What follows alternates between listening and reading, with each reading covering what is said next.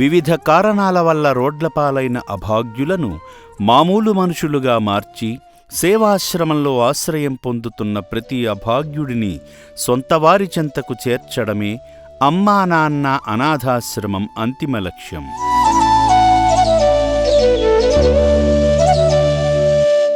ఈ మహోన్నత ఆశయం నేడు మరోసారి ఫలించింది. శ్రీ పుణ్యలింగేశ్వరస్వామి అనుగ్రహంతో అమ్మా నాన్న అనాథ ఆశ్రమంలో ఆశ్రయం పొందుతున్న మరో అభాగ్యుడు సొంతవారి చెంతకు చేరాడు.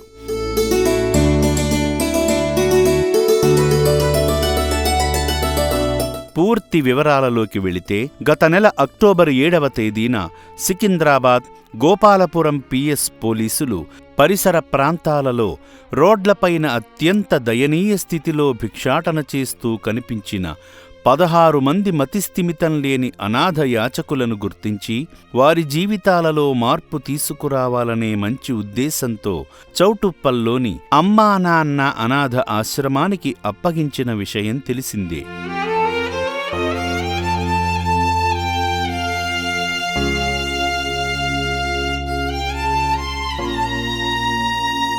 ఆ 16 మందిలో ఉన్న ఈ పెద్దాయన పేరే దుర్గాప్రసాద్. మాసిన బట్టలతో, పూర్తిగా మురికిపట్టిన దేహంతో ఆశ్రమానికి చేరిన దుర్గాప్రసాదును ఆశ్రమ సిబ్బంది శుభ్రపరచి ఆయనలో మానసిక ప్రశాంతత ఇచ్చేందుకు శ్రీ పుణ్యలింగేశ్వరస్వామి దర్శనానికి తీసుకువెళ్లారు.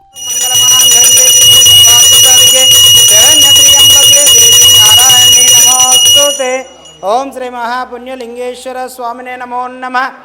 ఇదే మంగళ నీరాజనం దర్శయామి. నమః పార్వతీపదయే. హర హర మహాదేవ శంభో శంకర. హర హర నమః శివార్పణమస్తు.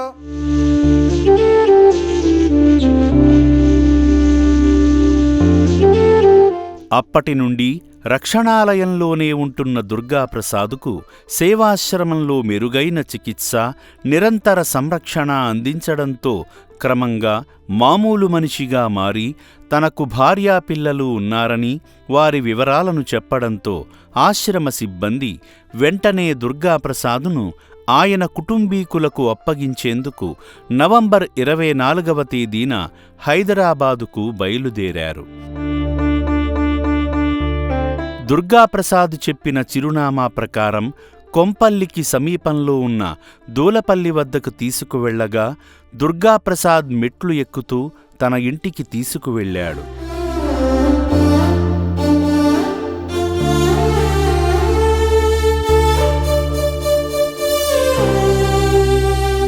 ఆశ్రమ సిబ్బంది దుర్గాప్రసాద్ భార్య రమాదేవికి తన భర్త ఆశ్రమానికి చేరిన కారణాన్ని వివరించి భార్యకు అప్పగించారు. నా పేరు రమాదేవి అండి. మా ఆయన పేరు దుర్గాప్రసాద్. ఇప్పుడు 4 ఏళ్ళైందండి తప్పిపోయి.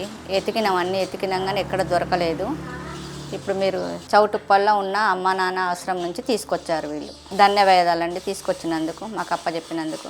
ఇలా మానసిక స్థితి సరిలేక ఇల్లు విడిచి రోడ్లపై భిక్షాటన చేస్తున్న దుర్గాప్రసాద్ పోలీసుల చొరవ, అమ్మా నాన్న అనాథాశ్రమం నిస్వార్థ కృషితో తిరిగి సొంతవారి చెంతకు చేరి కుటుంబ ఆప్యాయతను పొందారు.